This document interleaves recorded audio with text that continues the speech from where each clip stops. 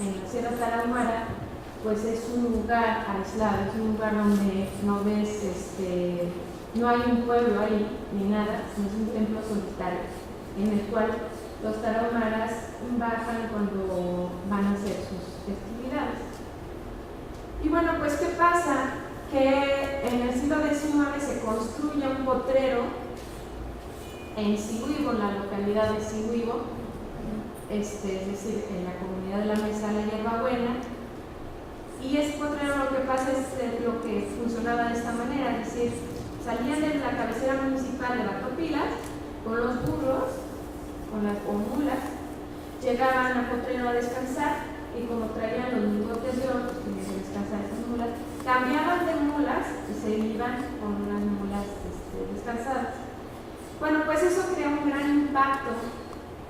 Empezó, digamos, la escisión entre estas dos, que podemos decir ahora que son dos comunidades, y ahí en el siglo XIX, pues, Sigüibo, la Mesa de la Hierbabuena quiso construir su templo, lo cual causó, pues, una gran crisis local, y también causó que los trabajadores de las minas quemaran el templo y les prohibieran construir ahí su templo, porque ese territorio ya era de los trabajadores de las minas.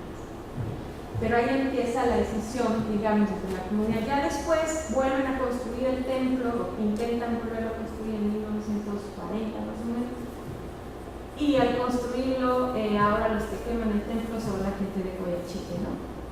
Eso significa, pues, una gran agresión, digamos, a nivel tradicional, que tú te quieras separar de una comunidad en la que has vivido siglos y siglos, junto con ya hay relaciones de parentesco muy decisivas. Entonces, otra cuestión interesante, y lo podemos ver así, cómo entra el desarrollo en la Mesa de la Hierbabuena, y luego hay una continuidad, lo que no pasa con el otro lado del cerro, ¿no? Con Coyhaique y todas las localidades. Entonces podemos ver que, por ejemplo, pues en 1976 hay la primera escuela en la Mesa de la Hierbabuena. En Potrero pues nunca funcionó y fue hasta 1993 que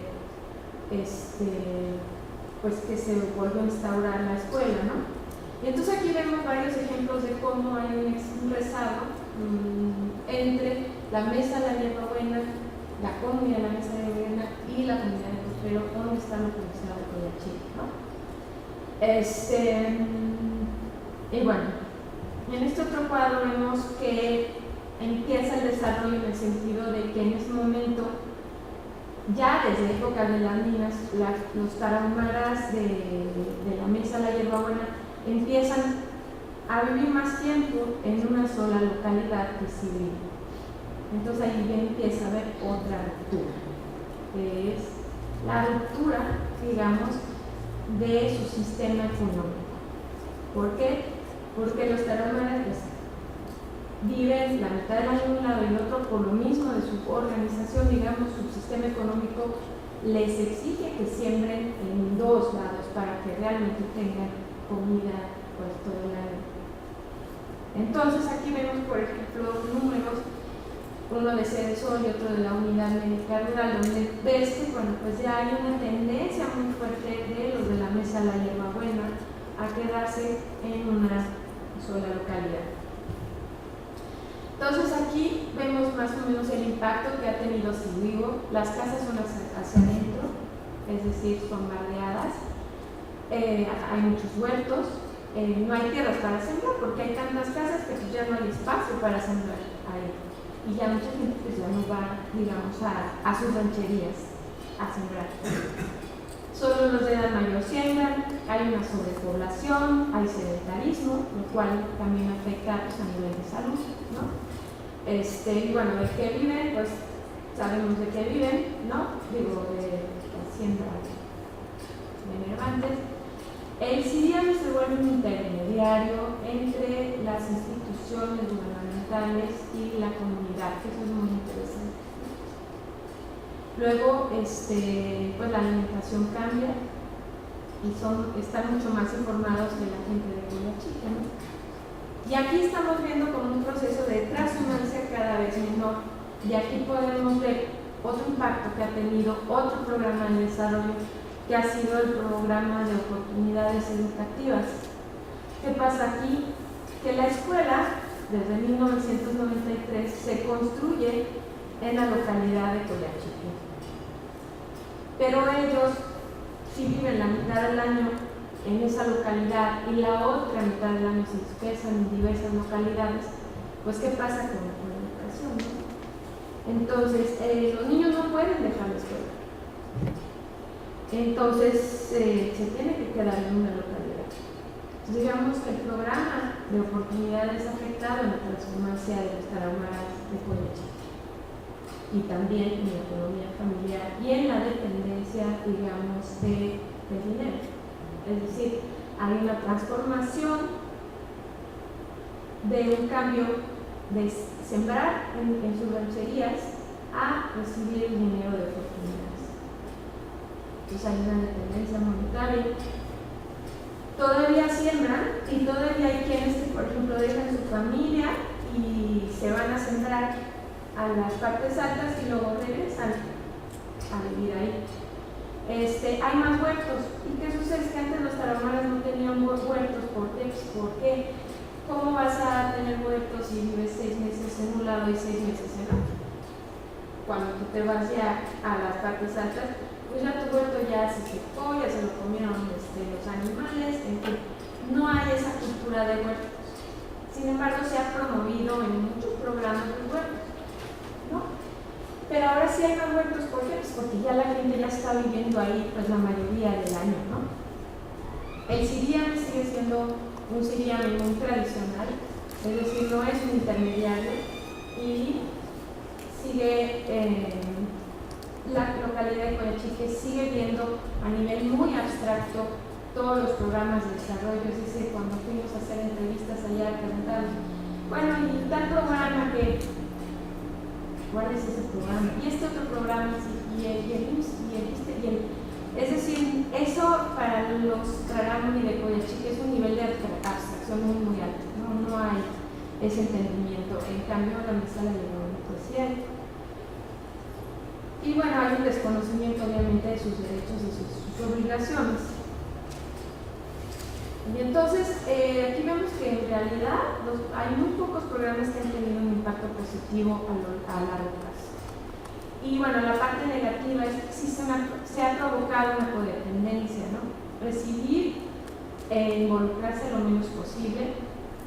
Y esto, bueno, es una historia pues, que se vive desde la época de la colonia y es una relación pues, bastante dañina que tiene que ver con ambas partes, con el desconocimiento tanto de los promotores de la cultura tarahumara, pero también el desconocimiento de los tarahumaras porque la mayoría de las veces lo que reciben no son experiencias positivas, ¿no?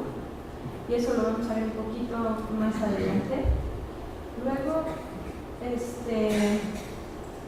podemos ver que aquí en la Sierra Tarahumara los maestros son híbridos y víctimas, y yo creo que esto no pasa en otros lados de la República, ¿no?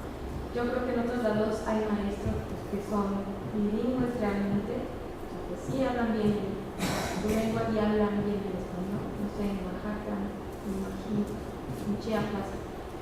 Pero aquí, por alguna razón, pues los maestros llegan al albergue, ¿no? Los que de chiquitos, los educan desde chiquitos, entran al albergue, dejan de hablar la lengua, y además no aprenden bien el español.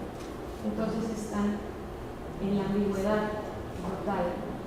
Y eso realmente crea muchísimos problemas, ¿no? Y bueno, aquí, aplicando un poco a los albergues, podemos decir que también la alimentación normalmente en los albergues es muy mala, y yo creo que es un punto que no se ha tomado mucho en cuenta, pero yo creo que es muy importante, porque tradicionalmente pues el 94% de la proteína vegetal la adquieren del vegetal, ¿no? De los frijoles, de las tortillas. el 67% de la grasa que tienen los tarahumaras a nivel tradicional y vegetal. El 51% del sobrepeso en mujeres adultas es por esta reindigenización que llaman, por la dieta y la actividad física. Entonces, aquí puse mal, pero es a menor tradicionalidad, mayor tradicionalidad sí está bien, menor diabetes y anemia, ¿no? Y yo creo que es importante porque también estos albergues provocan una manera distinta de alimentarse. O sea, una cultura nueva de alimentación. Y eso ahora es un grave problema, ¿no? Hay un altísimo índice de diabetes en México. Y porque tampoco hay una educación de explicar pues, qué es la buena comida y qué es la mala comida, ¿no? ¿Por qué? Pues los tarahumaras les dan un chicharrón, pues ellos no saben que el chicharrón no es un equivalente a una tortilla. Porque culturalmente nunca lo han aprendido. No quiere decir que sean ellos unos ignorantes, no, sino simplemente no ha estado cerca de su tradición, ¿no? Entonces, bueno, ¿por qué pasan todas estas cosas, no? ¿Por qué seguimos enfrentándonos siempre a lo mismo? Pues yo creo que es un problema de comunicación y es un problema de complejidad en la cultura, ¿no? Es decir, la cultura no es blanco y negro, sino hay muchísimos matices. Y bueno, aquí doy, por ejemplo, ejemplos de eso, de una complejidad. Una vez llevaron un programa de árboles, que agarraron muchísimos árboles, los dejaron abajo de la comunidad, ¿no? Porque no había camino en ese entonces para subir. Y los tarahumaras nunca recogieron esos árboles y los dejaron ir. Y entonces, por parte del promotor, decían: estos locos no subieron los árboles, ¿cómo es posible? Se colman, nos están dando árboles. Y los tarahumaras decían: bueno, pues es que nosotros no sabíamos de quiénes eran estos árboles, nunca nos dijeron.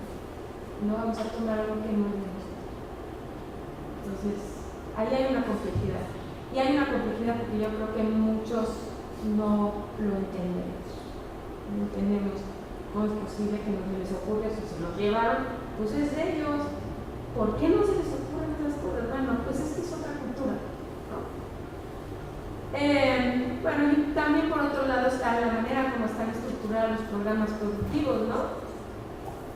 Muchos, por ejemplo, hay programas productivos que sí tienes que tener una cuenta de banco. En serio, nos lo vimos con Nicolás, creo, ¿no? ¿Se acuerdan? Y pues no tienen asesoría técnica por las instancias. Es decir, hay programas que requieren una asesoría técnica, pero resulta que el pobre promotor tiene una agenda gigantesca, ¿no? A donde tiene que ir, una agenda que se construye desde las oficinas de la Ciudad de México, y entonces pues tiene que estar en 10 lados en una semana. Bueno, resulta que por las circunstancias, la Sierra Tarahumara no puedes hacer así. Es una locura, ¿no? Y los ves siempre muy estresados a los pobres promotores porque tienen que cumplir con eso. Entonces, como vemos, pues hay distintos niveles de la complejidad, tanto de cómo se hace un programa de desarrollo, pero también la cultura, ¿no? Y bueno, podemos decir que por la experiencia que hemos tenido, hemos visto que la organización en la Sierra Tarahumara, tal y como ahora todos los programas quieren que se haga, no existe. No existe. No, y sobre todo en la Baja Tarahumara, sobre todo en las naranjas. Ahí todo es a nivel individual y a nivel del núcleo familiar. Y ustedes me van a decir: pero ¿cómo? Jesús, las fiestas. Pero es que las fiestas entran dentro de otra dinámica. Y esto es otra cosa. Y eso es algo que tampoco se ha entendido, ¿no? No se ha entendido porque no se puede organizar, pueden trabajar en conjunto 10 personas, 10 mujeres sentadas en máquinas de coser, como lo han intentado, ¿no? O han hecho estas casitas donde ponen las máquinas de coser para que las tarahumaras vayan ahí a coser, pues nunca fueron, ¿no? Y no es porque sean flojas, es que también ellas tienen trabajo, ¿no? Tienen un trabajo, una agenda que cumplir, y entonces, bueno, pues a qué horas van a ir ahí. Normalmente, pues se tiene que hacer en los momentos en que ellas tienen un descanso, ¿no? Y bueno, aquí hay otra cosa, pues el problema también es la lengua, ¿no? Yo creo en la Tarahumara, más que en otros lados, la cultura mestiza está mucho más separada de la cultura indígena que en otros lados. Ahí sí son completamente distintos, no hay maneras, ahí sí son muy diferentes, ¿no? Y pues descubrimos que, por ejemplo, en la segunda Declaración de Derechos Lingüísticos, hablar la lengua del grupo donde estás trabajando es obligatorio, pero pues eso nomás no está en vigencia, ¿no?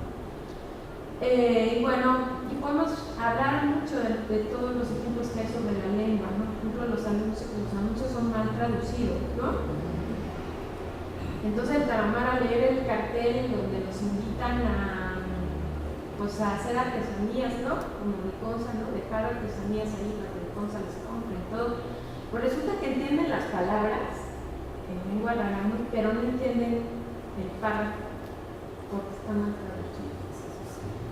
Entonces, y bueno, hay otros ejemplos, por ejemplo, esta idea del jefe de familia, pues cuando tú salías en la entrevista y preguntar quién era el jefe de familia, pues se quedaban así, se reían, ¿no?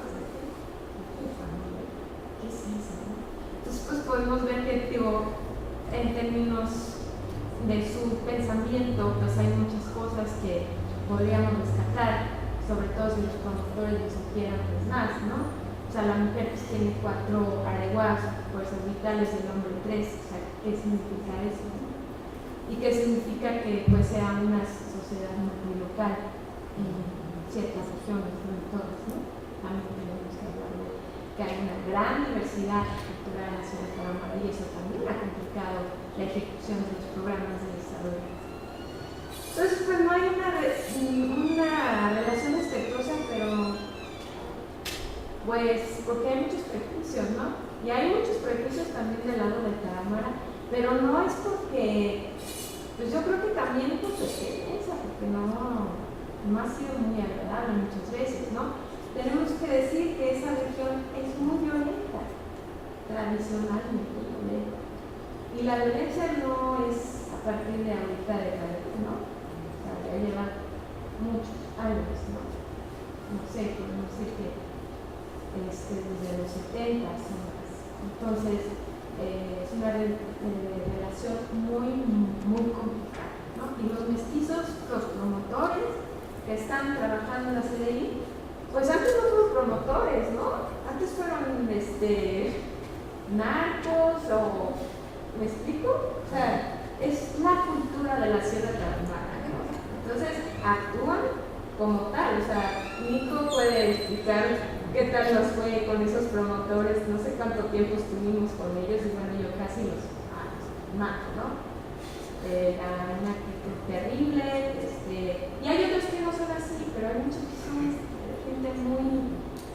Ese cuate creo que sí, antes era narco, ¿no? Y luego pues, consiguió la chambita de promotora, ¿por qué no, no? Y bueno, los programas, ya había dicho eso, los programas llegan hasta donde llegan las carreteras y eso pues también complica mucho, ¿no? La logística. Por ejemplo, el caso de la tercera edad, del programa de los ancianos de la tercera edad, pues resulta primero que los tarahumaras de esa región pues, se registraron muy tarde, ¿no? Entonces hay muchos viejitos que no tienen el apoyo, porque resulta que tienen 50 años en su IFE, ¿no? Entonces, pues, ¿cómo van a recibir la pues, están esperando a veces por ahí de los 16, a partir de qué edad empiezan a tener el apoyo 65, 60, no me acuerdo, pero bueno. Entonces muchos dicen, es que yo ya soy anciano, ¿no? Pero no puedo recibir el recurso. Y bueno, otra cosa que pasaba en Coyachica es que pedían que los ancianos pues, bajaran de sus ranchos caminando hasta el camino de terracería para recibir dinero. Pero los promotores pues llegaban muy tarde, ¿no? Llegaban a las 5 de la tarde, 6 de la tarde a repartir el recurso. ¿Por qué? Ya dijimos porque seguro venían de otro rancho y de otro rancho y de otro, entonces ya les tocó a las 6 de la tarde. Pero entonces los indígenas de la tercera edad pues no podían regresarse a su ranchería, pues porque ya están viejitos, ya no ven de noche, ¿no? Entonces eso les complicaba mucho, o sea, muchos se quejaban de eso, ¿no? De, ay, es que pues ahora pues nos tenemos que quedar ahí junto al río, y dormir en el río pues es una cuestión que a ellos no les gusta, porque los ríos pues se tienden, y porque además pues por ahí pasan todos los narcos de noche, entonces es un lugar peligroso. Pero bueno, estamos viendo cómo es complicado todo esto, ¿no? Y lo mismo pues con los doctores, en fin, siempre pasa lo mismo, ¿no? Llegan rapidísimo, los atienden como pueden y después se van, porque ustedes tienen una agenda muy complicada. Entonces, bueno, ya estamos casi llegando a las conclusiones. Pues entonces tenemos el impacto cultural que han tenido los programas de desarrollo. Ha sido el primero y el que a mí se me hace como muy grave es la transhumancia. En términos tradicionales, pues sí es grave porque ahora ya hay una gran dependencia al libro, porque ya no se siembra. También porque entonces vivir en una localidad, solamente en una localidad, significa pues una enorme erosión de tierra por las chivas, los chivos, y también pues por la siembra. Entonces se erosiona, se maltrata mucho más la tierra, entonces tiene menos, la tierra pues ya no se siente igual, ya no se produce igual. Entonces, ¿qué pasa? Pues entonces sembramos al igual, ¿no? ¿Por qué no? Entonces, ¿por qué? Porque es mucho más, pues ahí sí hay un producto que se da muy bien y además se paga muy bien. Entonces, como ven, ese impacto, esa gran cadena de los programas ha ido afectando en otras cosas que obviamente, pues de la sede decimos, el ser el muy bien querido, pues así. Entonces, bueno, este asentamiento de sucesos centralizados, con toda la erosión también, pues cada vez se vuelven sociedades más endogámicas, porque cada vez se dividen más, ¿no? Hay otra localidad que se llama Kidare, no sé si les enseñé el mapa, pero bueno, es una localidad que está bastante retirada de Coyachique, pero que pertenecía también a esta comunidad y también se construyó un templo ahí. Entonces, pues ahora las mujeres ya no tienen tantas posibilidades de hombres como antes, ¿no? Antes en una fiesta en Potrero que se reunían, no sé, 800 personas, ¿no? Y ahora pues así más o menos unas 250, unas 300, ¿no? Que es en donde se daba todo pues donde se conocían entre ellos, donde se conseguía galán, pues, y ahora pues, ¿no? Entonces ahora lo que están haciendo a veces es ir a otras fiestas de otros ranchos, pues para conseguir un galán que no sea un hermano, ¿no? Por lo menos. Entonces, bueno, hay valores, ¿no? Los valores son importantes también, hay una apatía muchas veces, la confusión, ¿no? De cuáles son tus derechos y obligaciones, una desvirtuación de los cargos tradicionales. Pues, nosotros sabemos que la historia de INDI, después CDI desde los 50, pues ha creado estos líderes, ¿no? Estos líderes muchas veces pues son caciques, ¿no? Otras veces no. No tenemos que generalizar siempre, ¿no? Y bueno, pues se han creado nuevas necesidades y esto no queremos decir que sea malo. Para nada, yo creo que no. O sea, una sociedad debe transformarse, se transforma y se regenera, y los taramaras en eso también han sido muy buenos, porque ahí siguen, ¿no? Ahí siguen como grupo, es una lengua muy viva, ahí siguen con sus tradiciones, en fin, hay todo este lado positivo, pero pues también la cuestión alimentaria yo creo que sí es muy grave. Bueno, esto del niño albergue como híbrido social es impresionante, ¿no? Ves a estos maestros rurales que no puedes hablar con ellos, o más bien no hablan el varano. Sí lo entienden, pero no lo hablan. Y además, la educación que recibieron en su albergue y luego en la escuela para maestros, pues es bastante deficiente, ¿no? Y esto es muy grave porque los tarahumaras, para ellos es muy importante hablar el español, es trascendental. O sea, un tarahumara no se casa si no habla bien el español, bien en términos de que puede ir a Batopilas a defenderse, digo, a comprar su despensa y a poderse defender, ¿no? De repente, ¿no? De las situaciones en las que se encuentran ahí. Y bueno, hay por otro lado un gran estímulo a las mujeres, y las mujeres es interesante que siempre han respondido muy bien, ¿no? A los programas. Y bueno, también hay propuestas, porque pues sí es bueno de repente dar algunas propuestas, aunque nunca se lleven a cabo, nunca te hagan caso, pero bueno, por ejemplo, los talleres sobre valor nutricional, pues cambiar la alimentación de los albergues. Porque una cosa interesante es que la gente encargada de los albergues pues te dice, es que yo no puedo llevar frutas y verduras, ¿no? Porque se echan a perder en el camino, ¿no? Y por eso pues se construye esta idea de hacer huertos, ¿no? Entonces, deben de haber como talleres de sensibilización de lengua a los promotores para buscar la confianza en ambas partes del diálogo, ¿no? Yo creo que la ignorancia es la peor arma, o lo peor que puede tener el ser humano, que la ignorancia te lleva a muchas cosas muy desagradables. Yo creo que el conocer, el acercarte a las comunidades indígenas, si estás trabajando para ellos, es muy importante. Y bueno, pensar la organización de programas a nivel familiar y también ponderar cuáles son los programas más urgentes, no a partir de indicadores de pobreza, sino a partir de ellos. Es algo como obvio porque se ha repetido mucho esto, ¿no? Pero ¿cómo lo haces? ¿Cómo lo haces si no hay comunicación, si no hay diálogo? Entonces, ya para las conclusiones, podemos decir que hay una disyuntiva entre la política y la práctica y que nosotros podemos estudiar eso etnográficamente. Saber justamente este tipo como de situaciones en las que se enfrentan, ¿no? La práctica tampoco lo resuelve muchas veces, ¿no? A veces hay veces que sí, hay veces que no, es decir, los promotores a veces por esta política pues no llegan a cubrir, digamos, las necesidades de los tarahumaras o los programas llegan hasta un fracaso, en fin, pero si el antropólogo pudiera empezar como a dar ese tipo de detalles etnográficos, yo creo que podría ayudar a aportar en ese sentido.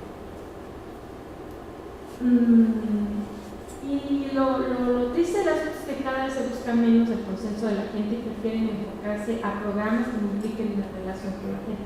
Esa es la nueva, ¿no? Que estamos viendo. Y eso lo podemos ver, eso lo podemos ver en la CDI, ¿no? Que ahora pues, bueno, ahora no sé qué estén haciendo, pero antes estaban, pues implementando como por ejemplo carreteras, celdas solares, todo ese tipo de cosas que no implican ningún tipo de relación con la gente, ¿no? Ahora, por ejemplo, en Poyachique, ya que pusieron las celdas solares, pues ahora van a poner luz. Pero bueno, las celdas solares funcionaban bien y ahora va a haber luz. Entonces, ¿para qué pusieron las celdas solares y van a poner luz? O sea, también hacen este tipo de gastos, pues porque se tiene que justificar el dinero, ¿no? Y bueno, el famoso participatory rural appraisal, pues es una norma, digamos que es interesante, pero al mismo tiempo pues no permite una confrontación abierta, ¿no? Digamos que lo que se ha visto en los talleres que se han hecho y todo, pues es muy difícil que exista la confrontación. Yo creo que, bueno, yo no me imagino a los tarahumaras haciendo confrontaciones. Ellos normalmente lo que hacen es ir al taller, escuchar quedar en silencio y después se van a su comunidad y lo hablan entre ellos y ahí es donde deciden.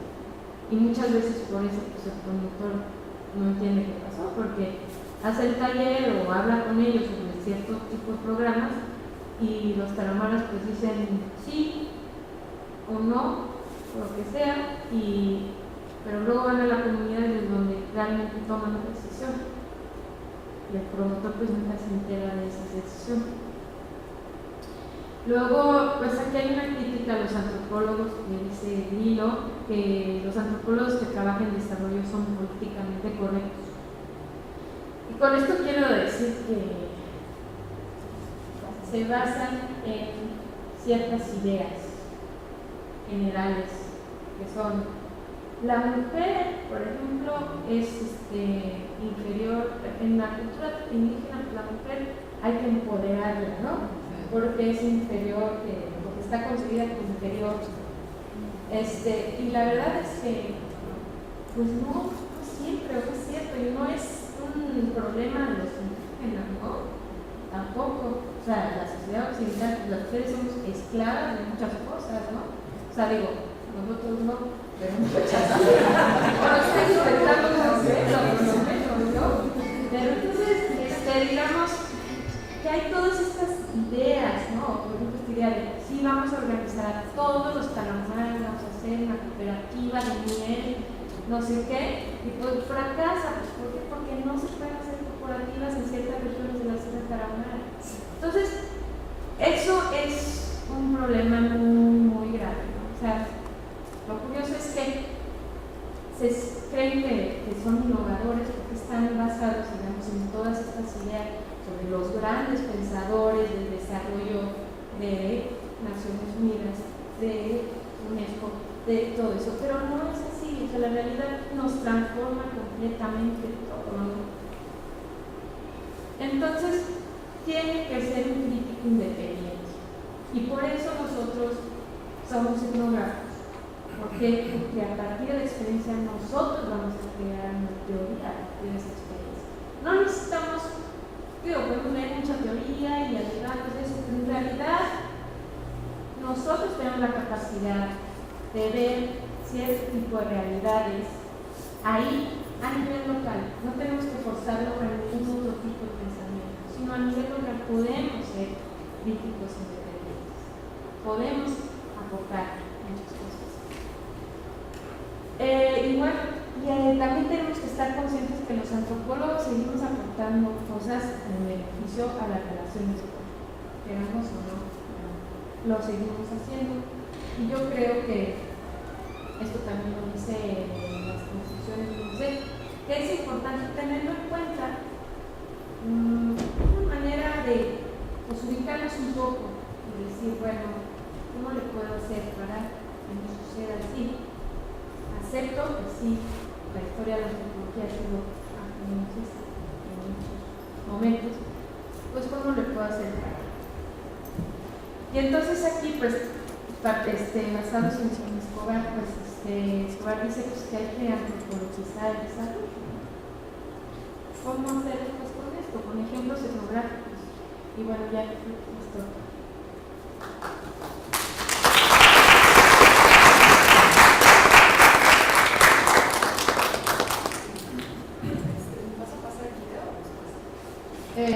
Sí, pero no sé si quieren primero las preguntas y después.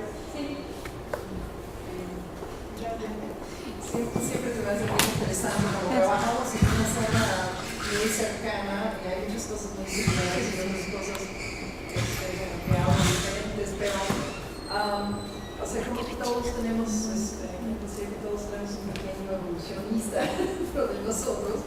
Y esas políticas de desarrollo pensados desde el centro y sur tienen también un impacto muy extraño en la zona guarají, tanto de Sonora como en Chihuahua. El otro día estábamos en una sesión escuchando los guarajíes de Sonora, sus problemáticas, y una muchacha dijo, ¿por qué no forman colectivos? ¿No? Porque la gente no entiende las distancias y la posibilidad de hacer esos tipos de trabajo. Y es bien, o sea, hasta la línea de Eckhart entendí que los guarajíes, cada familia tiene su zona de recolección. No es de que, ¿no? Entonces tratan de no improvisar entonces por eso, o sea, viven en una dispersión. Y como el narcotráfico en un momento dado se ha cambiado la alimentación en la zona Guajiro, porque como dejaron de sembrar maíz por 20 años, empezaron a depender mucho de comida. Entonces cuando empieza a llegar así sabritas, Coca-Cola, estaba antes, pero eran productos como más alejados. Y también empieza a transformar, o sea, a cerrar un poco, ¿no?, esta lógica de dispersión, porque por el mismo miedo, y pues estamos hablando de eso desde mucho, que empezaron los guarijíes a centrarse en comunidades más cerradas, pero los mismos programas desde los jesuitas en la colonia tratan de centrar esas poblaciones, porque el occidente no entiende esa dispersión. Y bueno, o sea, digo, desde la colonia está tratando de sentar los indígenas en el norte en centros, ¿no? Y es particularmente chistoso ver Mesa Colorado porque quieren centrar en la modernidad de los estados todos los recursos como clínicas, escuelas, etcétera, en como pequeños pueblos, porque el estado es incapaz de pues la montaña y bajo, o sea, no, ir a la montaña, o sea, como que no tienen esa capacidad de entender esta dispersión.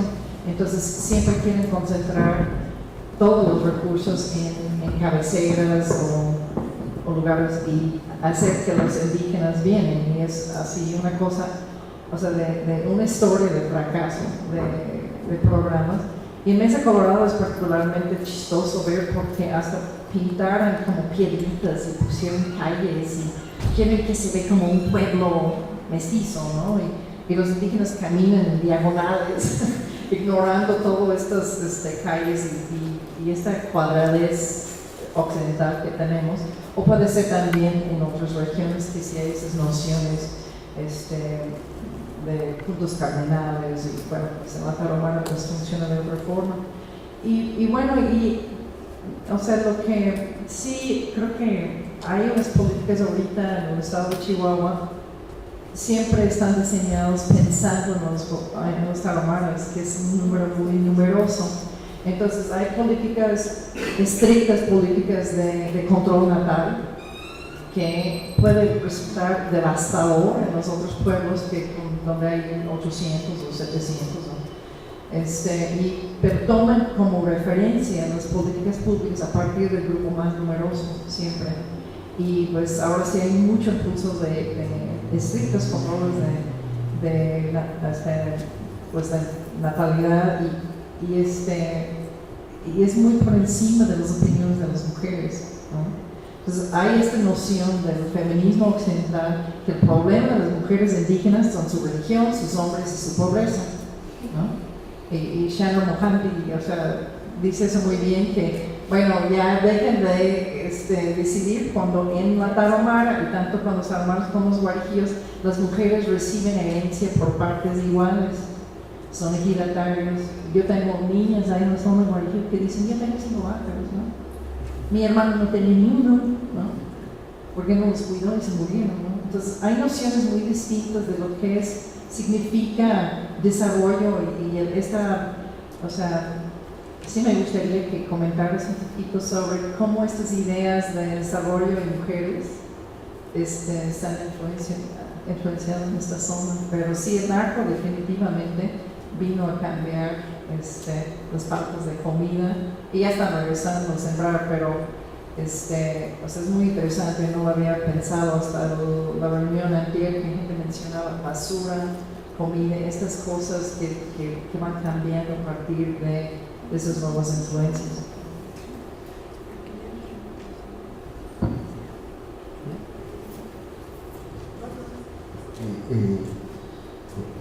Hay un punto recurrente que me tiene preocupación en focos rojos, y que parece que las etnografías y la experiencia misma de toda esta zona del norte parece que nos lleva a enfrentar un problema prácticamente ineludible, que es que le estamos dando la vuelta, ¿no? y que efectivamente tiene que ver con el narco y que está muy relacionado, ¿no?, con ese sentido empresarial que ha adquirido el narcotráfico, no en el sentido de la distribución de la droga, sino en el sentido de los cultivos y no solo en la transformación de los paisajes, sino en el control de las zonas, ¿no? Entonces, acabo de estar en Jiquilpan, en Michoacán, y es recurrente esta cuestión de las diferentes facetas que ha adquirido el narcotráfico en términos empresariales, y cómo a partir del agave pues, está sembrando, digamos, la marihuana y cómo está incluyendo a las poblaciones. Y ese sentido prácticamente de terrorismo local. Pues. Entonces, yo creo aquí que se nos abre una veta, ¿no?, que se nos va a ir presentando con mucho más evidencia en todas estas zonas del norte, y que por lo menos nos llevaría a plantearlo, la pertinencia de tratarlo en un tema tan delicado que tendríamos que pensar en alguna forma, pero me parece que se nos va presentando de tal forma que ya resulta ineludible, ¿no? Más bien, etnográficamente es relevante para tratar todas estas zonas. Quiero saber en términos de tu experiencia, Ramón. Bueno, pues muchas gracias por la exposición, y creo que sí da ideas para esto de etnografiar estas políticas, ¿no? Pues todos tenemos experiencias en campo, cómo funciona el progreso, cómo funciona el campo, cómo funciona esto, cómo funciona lo otro, y no tiene nada que ver con lo que está en el papel, y afortunadamente a lo mejor no tiene nada que ver, ¿no? Pero yo creo que el punto básico de todo esto, y es algo que yo he pensado pues siempre, y que a veces lo digo, pero la idea es que somos un país con un hábitus indigenista, en el sentido de que no importa que no sea el Instituto Nacional Indigenista y que sea CDI, es una institución indigenista en el sentido de que parte de la idea de que los pueblos indígenas tienen que parecerse cada vez más a los demás mexicanos, y los mexicanos cada vez más a los países centrales, cosa que desde la segunda mitad de los 60 los antropólogos y los sociólogos y los politólogos de la teoría de la tendencia explicaron que eso no es posible. Eso no es posible, que eso es una tomadura de pelo, porque si hay países desarrollados es porque existen subdesarrollados, ¿no? Entonces, el desarrollo no es algo que vamos al desarrollo entendido, así como lo planteaste, que se entiende en estas grandes universidades y que filtran hasta la UNESCO y el PNUD y todo. No es posible para el planeta, ¿no? Es posible para algunos cuantos que han vivido y que por cientos de años de expoliar a otras partes del planeta. Entonces, seguimos pensando que el futuro puede ser este desarrollo, y no puede ser, ¿no? La forma en que está organizada la sociedad humana actual no va a permitir que para nosotros, para los pueblos latinoamericanos, para los pueblos africanos, llegar a este desarrollo. Y sin embargo, el Estado mexicano sigue pensando en eso. La CDI es una institución indigenista, no es una institución que abogue y que se tome en serio el segundo constitucional como país pluriétnico y multicultural. No lo es. Sus políticas no están planteadas para responder a la diversidad cultural y a la diversidad étnica. Más cuando nosotros sabemos en campo que los mayas de Yucatán no son todos iguales, aunque todos hablen maya, ¿no? Entonces son políticas diseñadas un poco por retórica y que no cumplen para nada con la modificación constitucional que según el artículo 2 de la Constitución, ¿no? Seguimos siendo un país aspirante a ser como el centro de Europa, ¿no?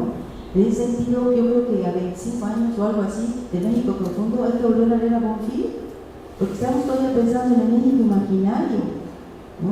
Y mucho de lo que pasa con estas políticas políticas es que la gente que está al frente de las instituciones, en teoría, que tienen que dimensionar, apoyar, dar espacio a ese México pluriétnico y multicultural, siguen teniendo gente indigenista.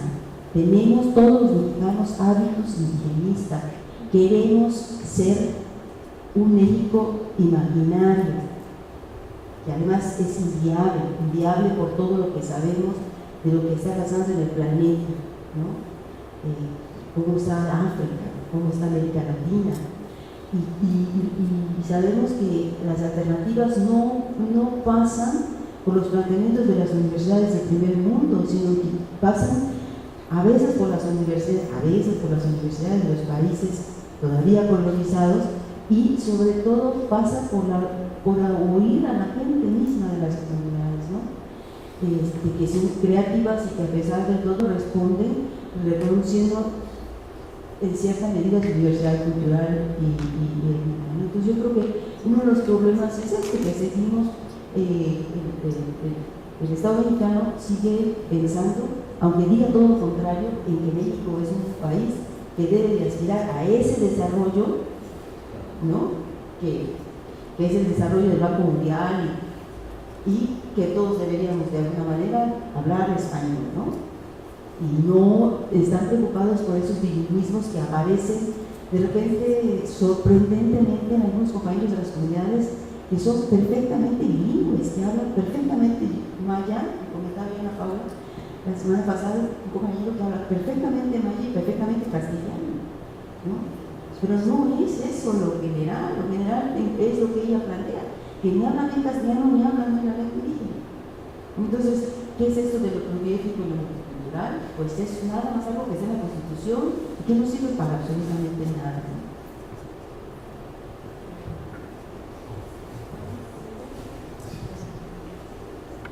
Ana Paula, gracias por la presentación. Debo agradecer la presentación porque enriquece, digamos, la reflexión que hemos estado haciendo sobre el tema de los procesos socioambientales y el lugar que puede ocupar la etnografía en estos procesos. Y creo que tu presentación es el mejor ejemplo de cómo problematizar etnográficamente el tema del desarrollo y vincularlo a los procesos socioambientales. Hay dos vías que yo observo y que quisiera poner a tu consideración, ¿cuál es tu opinión? Por un lado está, me parece, si lo entendí bien, está explorar el impacto que han tenido las políticas de desarrollo en las comunidades indígenas, ¿no? El impacto, cómo ha trastocado una manera de vivir, ¿no? Cómo ha trastocado las políticas de desarrollo, como lo dice él, ¿no? Un modelo civilizatorio impuesto, colonializante, cómo ha trastocado una forma de vida en las comunidades. Y creo que el caso que pones en la Tarahumara es muy, muy interesante y es sin duda una vía de etnografía, ¿no? Sin duda una vía de etnografía.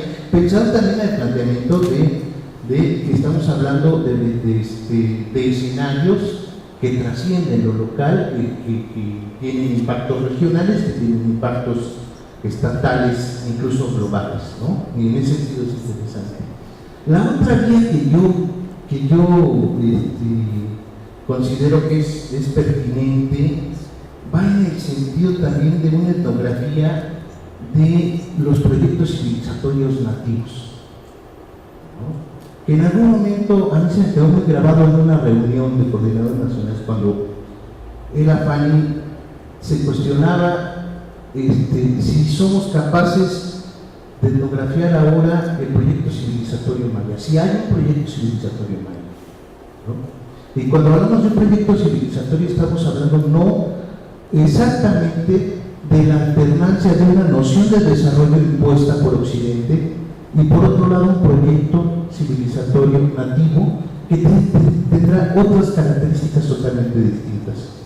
Y es en esta vía de la etnografía de los proyectos civilizatorios de los pueblos indígenas en donde podemos, desde mi perspectiva, encontrar el lugar, cómo han trastocado estos proyectos civilizatorios ciertas políticas de desarrollo, sobre todo en el aspecto agrícola, ¿no?, educativo. O sea, ¿cómo lo ha trastocado? Primero descalificando los otros saberes, que son parte de ese proyecto civilizatorio, tachándolos de atrasados, no científicos, como se le quiera llamar. Y cuando la misma política de desarrollo, cuando el mismo modelo civilizatorio de desarrollo de Occidente ha generado problemas tan profundos como el del hambre actualmente, ahora resulta que el gobierno federal plantea un programa que se llama Sin Hambre, que lo va a resolver cuando toda la política agraria de 30 años para acá se ha dedicado a ponerle en la torre el sistema Milpa, ¿no?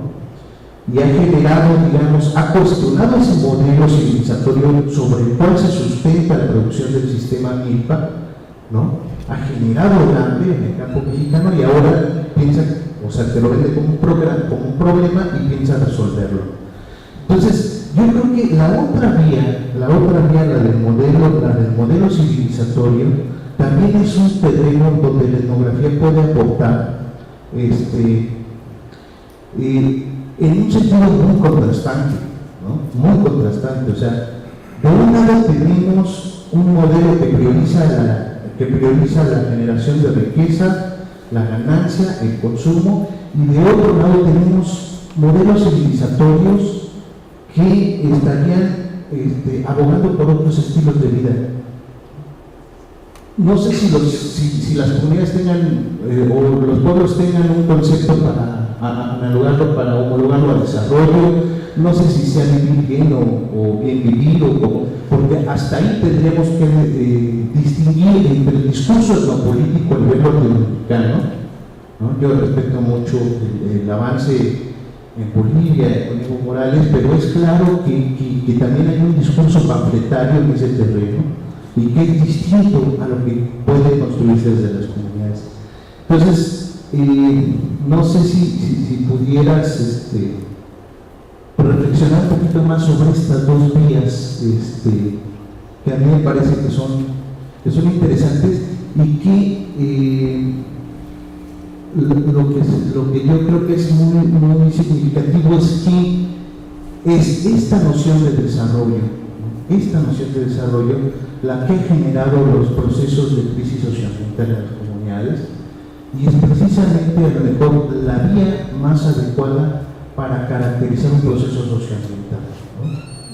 Y es en esta confrontación de modelos civilizatorios donde los antropólogos tendríamos que aportar una reflexión en términos de la etnografía.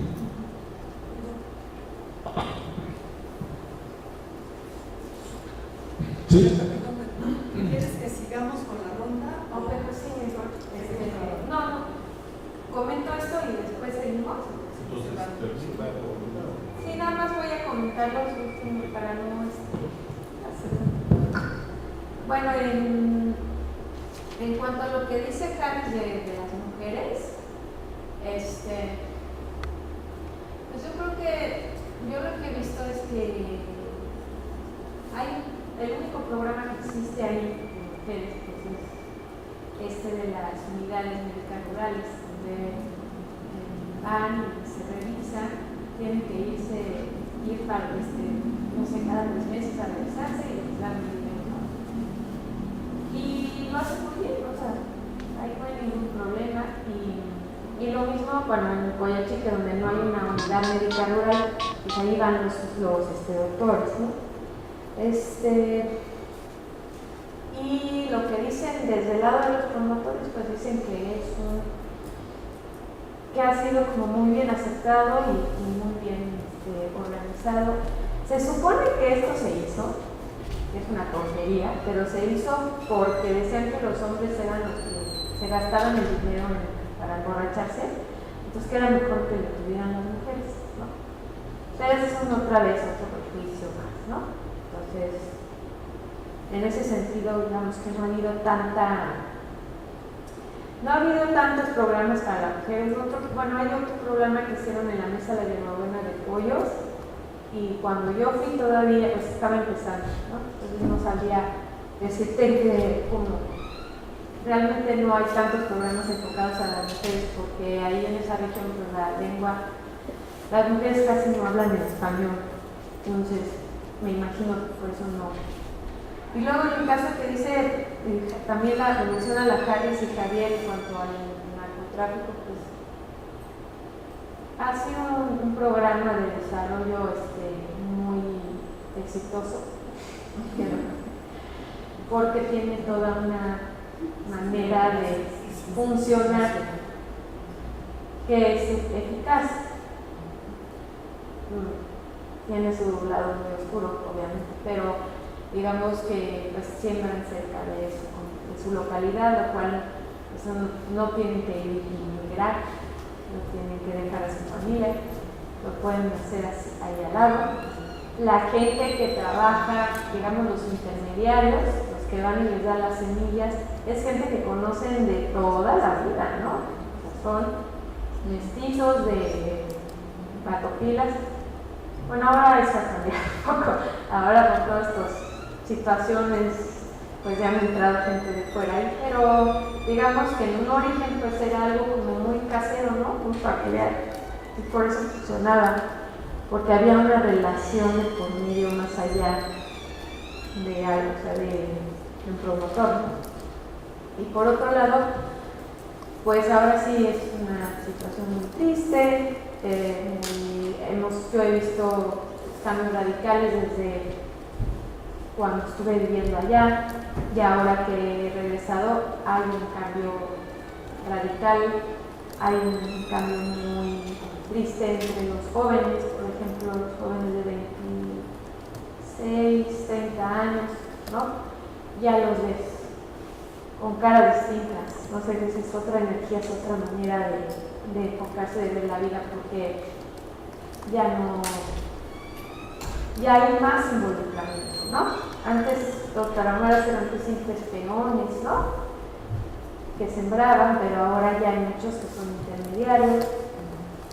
Por ejemplo, esa es otra diferencia entre la mesa de Poyachique, ¿no? Que en Poyachique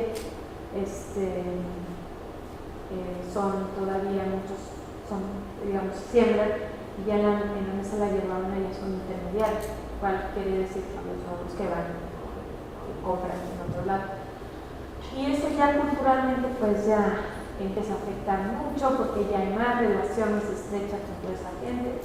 Y últimamente el problema que ha habido es que hay mucha gente de Sinaloa peleándose el territorio, y gente desconocida, gente con otra manera de manejar este negocio, que pues sí ha afectado muchísimo, ¿no? Y creo que es algo que se puede, o sea, yo creo que sí puede haber. El problema es que la política es matar a todos, ¿no? O así, a los sicarios. Pero los sicarios son víctimas. Le llega un cuate y les dice, oye, mira, tú que no tienes trabajo, no tienes nada que perder, pues te doy 10,000 pesos al mes, una camioneta, 2 cuernos de chivo y todas las chicas que quieras, ¿no? Pues ellos no tienen nada que perder. Pero ¿qué pasa? Que esos son la gente que ha sido atacada, ¿no?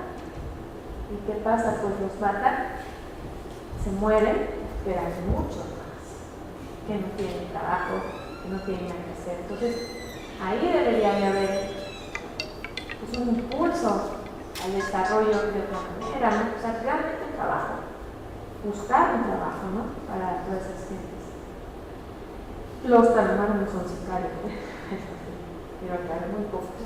En otras regiones, no sé, igual donde trabajan mejor, igual está. Sí. Y bueno, en relación a lo que dice Ela, pues también lo interesante es que ahora el programa de desarrollo supuestamente es para respeto a las diferencias, ¿no? Hay todo un discurso alrededor de eso, ¿no? Al respecto a las diferencias, tal y tal. pero sigue faltando, ¿no? Sigue faltando algo, ¿no? Y también pues nuestra educación como mexicanos, pues siempre nos educaron, digamos, en la escuela, lo que nosotros aprendimos sobre el indígena pues fue algo como muy lejano, ¿no? No estamos acostumbrados a la diversidad cultural. Por más de que la veamos, la entendemos de una manera muy superficial. Y esas gentes pues después tienen un puesto, ¿no? Después trabajan en minas y en realidad no es que haya una malicia, ¿no? Simplemente creen que así tienen que ser las cosas, porque así lo aprendieron, no hay otra alternativa. Entonces yo creo que ahí también el antropólogo pues que hay una beta muy interesante de enseñar a profundidad la diversidad cultural, ¿no? Y bueno, en cuanto a lo que dice Juan sobre los proyectos civilizatorios nativos, pero no entiendo muy bien qué son los proyectos. Hay dos vías, pues, para hacer etnografía. Por un lado, el impacto etnografía del impacto que ha tenido en las comunidades indígenas, la serie de políticas, la serie de aplicación de políticas de desarrollo, ¿no?, para combatir la pobreza, cómo impactan los estilos de vida. Y por otro lado, por la otra vía, es entrar a las nociones de categorías de las comunidades indígenas, de lo que significa vivir bien, ¿no? O bien, o sea, por llamarlo, cuando me refiero a proyectos civilizatorios, es a una manera distinta de vivir, ¿no? Y creo que esa es otra vía que pone en contraste la noción de desarrollo que ha impuesto Occidente de manera colonializante, incluso pensando en este nuevo concepto de pertinencia cultural, ¿no? O sea, ¿a qué nos referimos con pertinencia cultural? ¿El de que las políticas de desarrollo tienen pertinencia cultural? O sea, se está imponiendo una política de desarrollo sin dañar la cultura del otro, ¿no? Un poco en ese sentido. Okay. Pues yo, por ejemplo, pienso, hay algo que a mí últimamente me ha interesado mucho, que creo que nosotros, hay muy poco escrito sobre lo que piensa, cuál es la experiencia del indígena viviendo en este país. Creo que muy pocas veces les hemos preguntado eso. O sea, ¿qué se sienten mexicanos? Digo, los tarahumaras, por ejemplo, no se sienten mexicanos, yo no soy mexicano, ¿no? Pero además de eso, hay una experiencia, digamos, de cada indígena en relación a cómo han vivido en un país como este, que nos podría dar como muchas pistas, ¿no?, sobre esto del proceso civilizatorio que tú dices, ¿no? Por ejemplo, hace un año entrevisté a un indígena Mipá de Guerrero que él estuvo trabajando en el INAL y bueno, ahora está en Guerrero ahí moviendo cosas, pero me decía, es que no entiendo por qué las universidades interculturales, ¿por qué son para indígenas? ¿No? Nosotros sí sabemos. Exacto. Nosotros sí sabemos vivir la interculturalidad. Somos expertos. Pero los que no saben son ustedes. Entonces yo creo que sí hay como una beta ahí muy interesante, ¿no?, que justo tiene que ver con lo que dices tú, estos proyectos civilizatorios. ¿Qué es vivir bien? ¿No? ¿Qué es todo esto que antes aprendimos, ¿no? Por ejemplo, esto de qué es la riqueza, qué es para los tarahumaras ser rico, cómo se distribuye la riqueza, ser feliz, ¿no? Dejar de teorizar un poco, ¿no? Y hablar más de la teoría de nuestra gente de ahí, ¿no? Haciendo etnografías. Bueno, no sé si algo que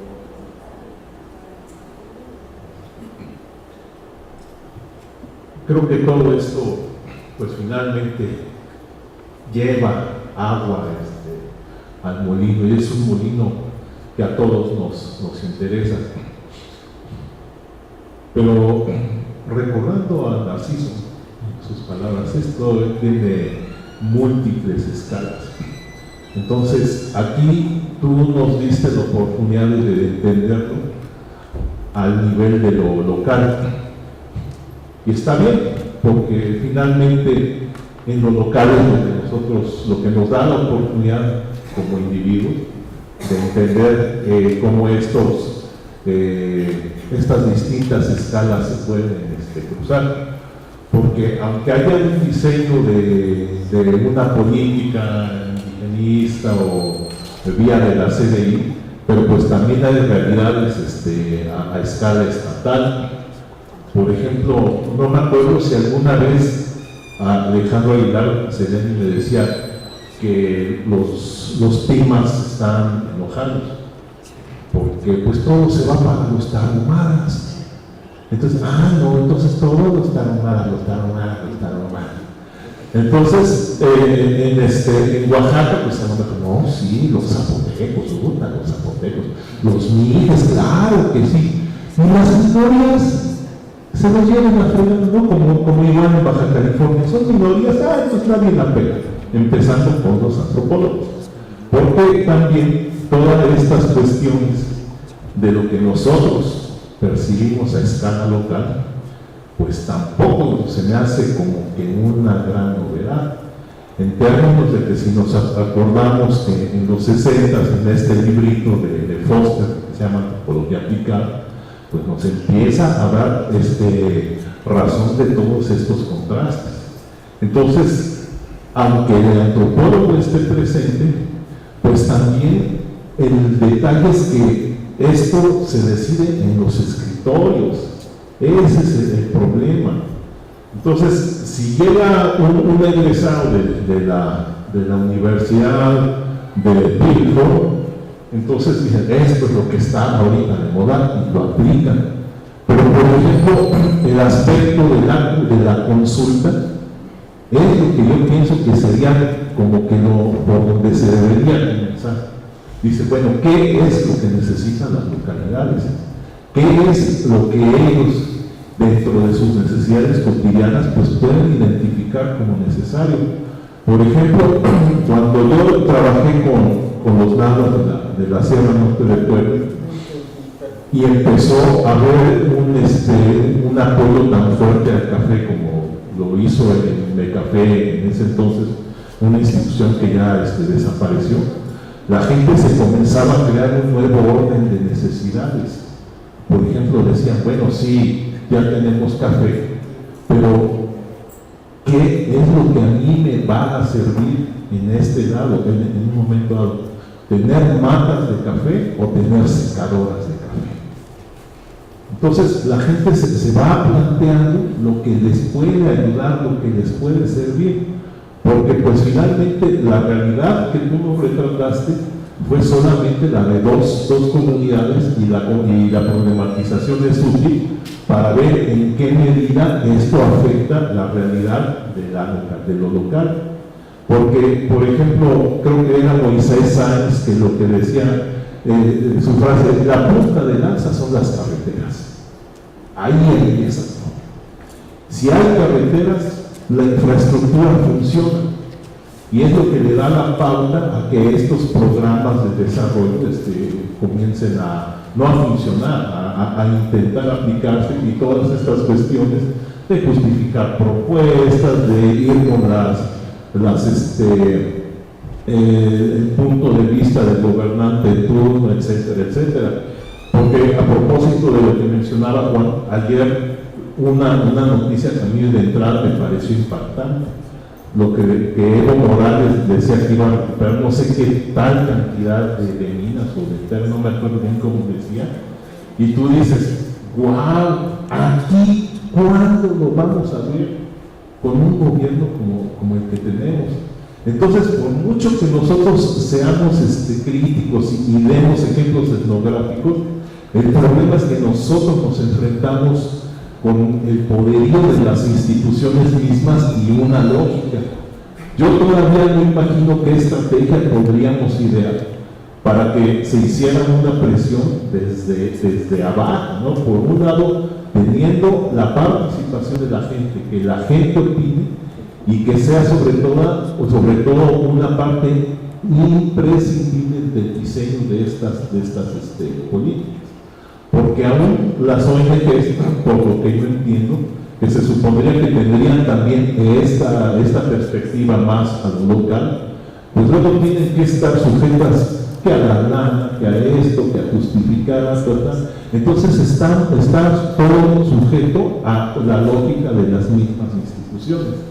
Y definitivamente que el asunto es complejo, y pues hay que ver cómo todo esto funciona, porque si bien lo local es de donde debería partir, pues debemos tener siempre en cuenta que pues la lógica de las instituciones, de los funcionarios, de Rosario Robles, que piensa que es mejor que tomen Pepsi para estar más refrescados y pensar mejor, pues entonces vemos que hay efectivamente una confrontación de lecturas del mundo.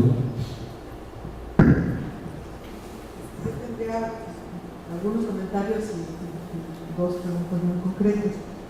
O sea, estamos claros este gran pacto del indigenismo en el Estado mexicano, que cuando se hayan modificado los artículos todos, lo que hay es una historia institucional que difícilmente se va a despojar de esa cultura política del asistencialismo y que la van a echar, pero por todos lados. Pero ahí en esa política del asistencialismo, que para la parte indígena es todavía más terrible, porque es todas las discusiones que hubo sobre las asimilacionismo, ¿no? Que yo creo que efectivamente siguen esos matices ahí todavía pintando muy fuerte, ¿no? El punto es, las políticas públicas en México en general son homogeneizadas, ¿no? Están parejitas, todas tienen las mismas reglas de operación y están diseñadas de tal manera en la que lo local es lo que en el lenguaje de la gente ya se quedó incrustado como bajar, ¿no? Vamos a bajar recursos porque están como desde allá, ¿no? Vamos a bajar esos recursos y entonces lo local es solamente la aplicación de una política que por principio es homogeneizante. No hay una acción de lo local. Ahí el punto sería, ¿no? En términos etnográficos, cómo documentar casos en el que este bajar sea realmente una apropiación culturalmente pertinente, ya no en el diseño de la política pública, sino en la apropiación de la política pública que sea culturalmente pertinente. Porque si no, nos vamos a... O sea, yo estoy totalmente de acuerdo y comulgo y lo que nos has comentado seguramente lo hemos visto en todos lados, pero más allá de documentar el fracaso, eso vamos a documentar, ¿qué tipo de, por dónde tendríamos que entrarle? Modificar el esquema del diseño de las políticas públicas es algo que sin duda no va a ser fácil, pero ¿cuál sería como la otra opción, ¿no? Hacia dónde mirar el lente para ver estas otras formas de apropiación como más culturalmente pertinentes desde lo local, apropiadas. Y ahí el otro punto que tenía era esta pues me queda, y creo que fuiste muy precisa en esto, que incluso la CDI están generando acciones más en donde no tenga que ver con la gente, ¿no? Y yo no sé si esto tenga que ver con la manera como se construyen los índices de marginalidad, de marginación, de bienestar, que tienen que ver básicamente con infraestructura, ¿no? Entonces, en lugar de garantizar que fulanito, menganito, sutanito, como personas, como individuos, tengan un mejor nivel de bienestar, lo que se garantiza es que hay carretera, escuela, médicos, etcétera, con toda esa dificultad de que no están considerados los patrones de asentamiento de las comunidades. Pues si no tienes más de 2.500 habitantes, ya no te tocó ni siquiera con nada, ¿no? Pero ahí cómo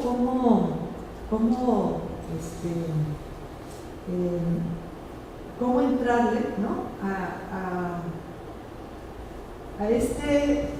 Al análisis de políticas públicas, que lo que tú nos mostraste es básicamente políticas sociales, Y esas sociales, ni siquiera esas sociales están considerando a la gente, mucho menos las políticas ambientales, ¿no? Ahí, pero se las pasan, ni las productivas, ¿no? Y ahora todo lo agrario ya es social, ¿no? Ya desapareció la forma agraria, ¿no? Ya ni siquiera existe.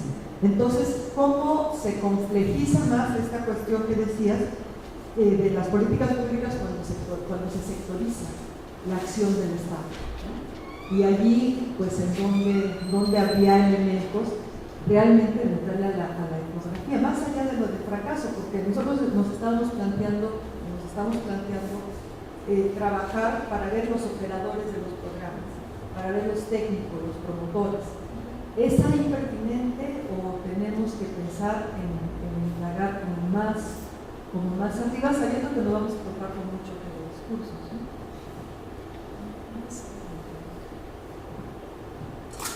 Sí, nada más un comentario que hay muchos políticos y ONGs que todavía utilizan índices de monolingüismo como un indicador de atraso, ¿no? Educativo, económico, y no como un indicador de resistencia, ¿no?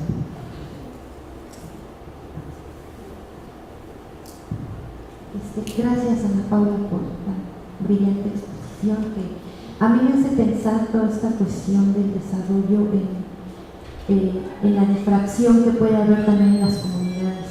Pensamos, y retomo un poco lo que decía Juan, sí la problematización de la política del desarrollo en estas dos formas que podemos vislumbrar que son contrarias, ¿no? En un caso la cuestión de la acumulación y en el otro podríamos hablar de estar bien o sustentabilidad.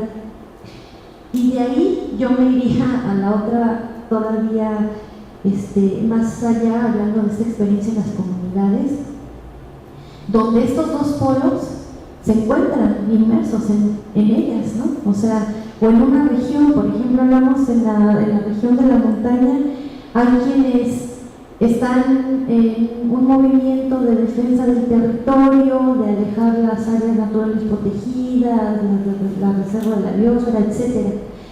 Y hay quienes dentro de la misma región dicen, bueno, aquí a nosotros las áreas naturales protegidas nos han servido para dos cosas, ¿no? Para construir la escuela y para construir el templo. Entonces, para nosotros no hay ningún problema, bienvenidos los pagos por servicios ambientales, que es el caso del municipio de Paraje Montero, y donde se confrontan dentro de este mismo municipio las mismas comunidades, la misma sociedad indígena se confrontan, o sea, ellos mismos, ¿no?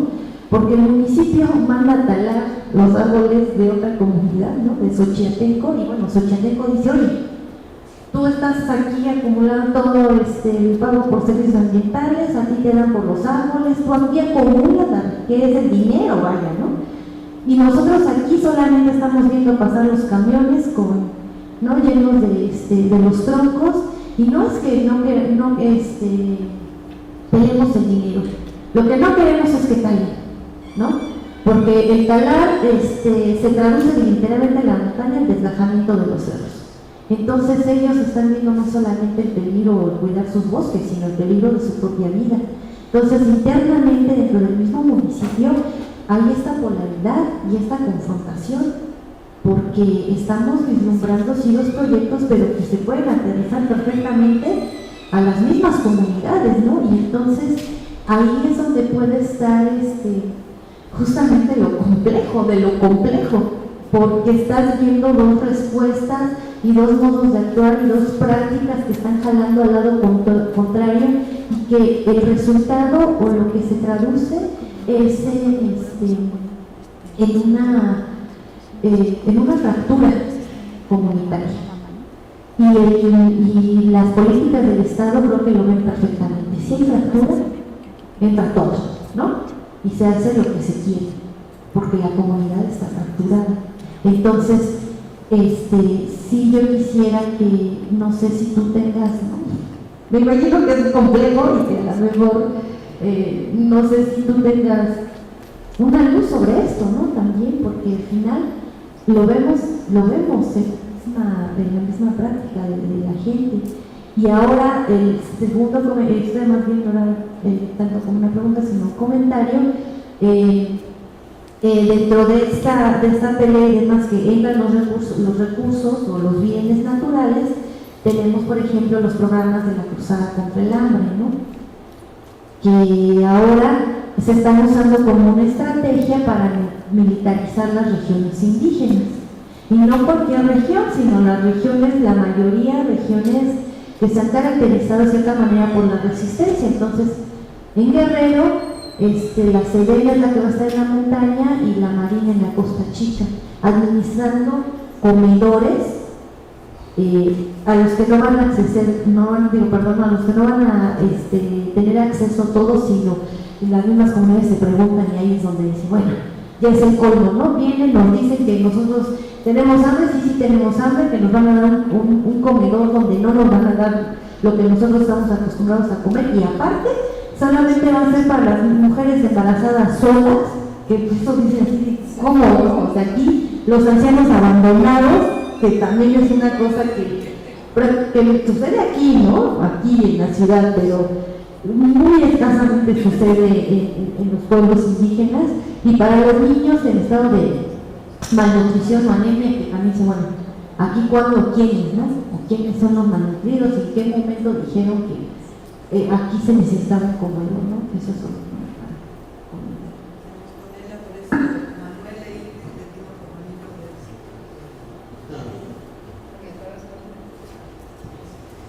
Solo un comentario.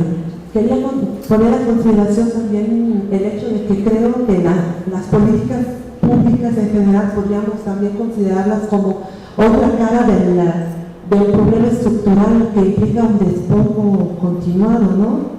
Entonces, puede ser más bien como una cumbrita que se pone arriba de una llaga, y deberíamos hacer una consideración estructural que implique, por ejemplo, creación de autonomías reales que pues, no existen, que permitan también el desarrollo de estos proyectos civilizatorios alternativos. Entonces, más que pues, considerar qué tipo de política podría ser más adecuada, también proponer y trabajar en este sentido más estructural.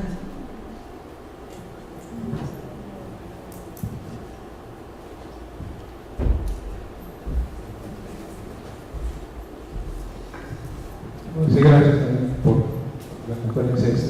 Creo que sería un ratito, pero sí nos da muchas pistas por algunas cosas. Yo nada más quería hacer un comentario en torno a qué hacer desde el proyecto, ¿no? Porque de estos casos nos vamos a llenar, estamos llenos casi todos.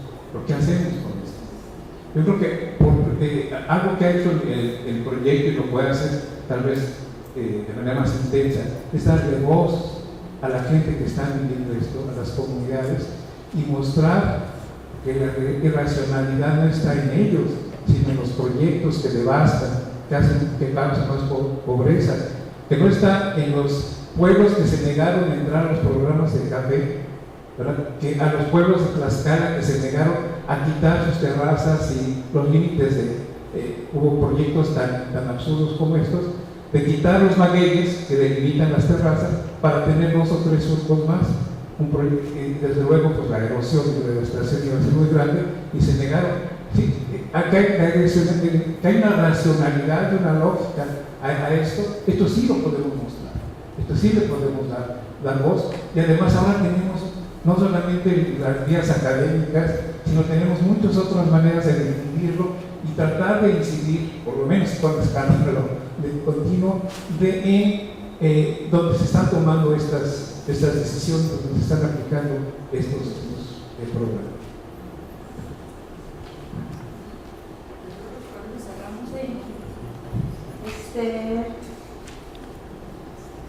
Bueno, ¿hacia dónde mirar? Yo creo que tiene que ser como esto que están haciendo ustedes. A mí me parece interesantísimo. Es que también es parte de lo que van a hacer ustedes. Perdón, tenemos también aquí un comentario y unas preguntas en el chat. Marco Antonio Tafoya Soriano de Xochotla, Morelos. Menciona que es del equipo Morelos y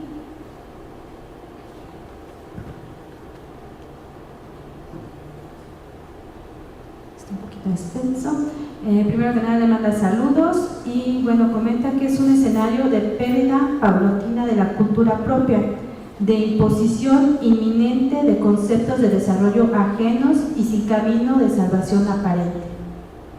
Y luego pregunta, ¿hasta dónde es una pérdida el adoptar los elementos del desarrollo impuestos y hasta dónde es una herramienta de resistencia? Después pregunta también, ¿qué lógicas coexisten en el contexto que describiste? Es decir, ¿qué influencias integran el proceso de construcción de los conceptos de desarrollo en las nuevas generaciones? Y que agradece de antemano la contestación. Voy a tratar de contestar todas las preguntas. En relación a lo que dice Aida sobre que van a hacer un estudio sobre promotores, yo creo que ahí es donde nosotros deberíamos entrar. Creo que nosotros no podemos saber tampoco, estamos muy lejanos como a... O sea, lo que podemos hacer es sensibilizar, ¿no? Sensibilizar a los promotores, porque ellos son los que están al pie del cañón, ellos son los que están ahí, los que están trabajando, los que ven a las comunidades indígenas todo el tiempo, ¿no? Yo creo que estudiar la experiencia de los promotores pues podría dar mucha luz, digamos, a esa perspectiva. Yo creo que también el análisis tiene que ver con una dialéctica, ¿no? Obviamente Hugo no es solo a nivel local, o sea, si tú hablas, tiene que haber una dialéctica, por eso estamos preocupados por lo local, ¿no? Porque vemos todo esto de arriba. Entonces, ¿cómo puedes hacer una propuesta si no ves lo local? ¿Por qué? Pues repetirías los mismos errores de los demás. Entonces yo creo que a mí me parece muy interesante eso. De hecho, yo también quiero hacer como entrevistas, digamos, a ONGs, a todos que están involucradas en este trabajo y ver ahí donde están los errores. Y uno como etnógrafo, uno con la experiencia de campo en comunidades, quizá puedes aportar algo a esas ONGs, ¿no? Yo creo que nuestra labor como antropólogos es esa, como tratar como de ser asesores de estos diablos, aunque no nos guste, pero es donde puede haber una alternativa. Y también creo que nosotros no podemos hacer mucho con las comunidades decididas o, digamos, ahí, ¿qué podemos hacer nosotros? Yo creo que para mí, siempre he pensado que el problema de este país en cuanto al desarrollo es de educación. Yo creo que la autonomía no depende de nosotros. La autogestión no depende de nosotros. Las opiniones que tengan las comunidades sobre los programas no dependen de nosotros, depende de ellos. Pero ¿cómo ellos van a tener opiniones si no tienen las herramientas para decirle al promotor, oye, no, a mí me gustaría que sea así y no me impongas eso, ¿no? Es decir, creo que ya hay mucho camino avanzado y muchos ejemplos sobre eso, ¿no? Creo que sí los hay, y sí vemos a muchos indígenas ya organizados y ya con un papel muy importante en nuestro país, y también de ellos pues tenemos que aprender mucho. Pero yo creo que más que proponer programas de desarrollo, digamos, tenemos que ser como asesores del diablo, ¿no? La verdad. Creo que por ahí es donde podríamos aportar muchas cosas. Y para mí antes de hacer programas de desarrollo, lo más importante es enfocarte en las cosas básicas, ¿no? En la educación, las escuelas rurales. Es realmente muy triste lo que vemos, ¿no? En la Tarahumara, en otros lados no es igual, ¿no? Yo me imagino que, yo por lo que he visto, yo cuando voy a Oaxaca, pues a mí me parece el paraíso en muchas cosas, quizá estoy un poco exagerando, pero a partir de mi experiencia en la Tarahumara, ahí me digo, ándale, no, pues aquí sí, qué buena onda, los zapotecos son unos chingones, ¿no? O sea, no sé, por decir algo, ¿no? Entonces, bueno, yo creo que en ese sentido el qué hacer en el proyecto, pues es justo, ¿por qué no hablar de estas experiencias de los promotores? Poder proponer cosas, se me ocurre, yo la verdad que también estoy en ese proceso de qué hacer en esta investigación y cómo hacer para que tenga una trascendencia más allá de que se publique, ¿no? Sino buscar, quizás nosotros podríamos juntarnos y buscar una alternativa, ¿no? Algo que pudiéramos organizar entre nosotros para, pues digamos, para estas instituciones, algo, alguna propuesta, no lo sé, podríamos juntarnos y ver, ¿no? Y en cuanto pues, a la herramienta de, creo que era la pregunta si es una herramienta de resistencia, pues yo creo que, no sé, yo creo que en muchos casos simplemente no hay comunicación más allá de que sea resistencia en sí en los programas en concreto, ¿no? Es decir, porque ¿quién no va a querer unos árboles? ¿O quién no va a querer unos chivitos nuevos, ¿no? Y hay cosas que sí creo que son impuestas y que a mí me ha tocado ver, por ejemplo, en relación a las casas, ¿no? Que a fuerzas les piden que pongan sus techos de lámina, ¿no? Y que a fuerzas les piden que pongan su piso de cemento porque es una cuestión de salud y una cuestión de no sé qué, no sé cuánto, ¿no? Cuando sabemos que tradicionalmente en los tarahumaras la casa funcionaba más como un almacén, ¿no? Y dormían afuera en los patios, de hecho todavía hay muchos que siguen esa tradición. Entonces el concepto de casa es distinto, ¿no? Obviamente sí hay muchas cosas impuestas y que han tenido resistencia también, ¿no? Y bueno, yo creo que pues es todo y pues les agradezco mucho a la Harris que me propuso hablar y a Ida y a Diego pues, también por apoyarme y darles esta plática. Y ya.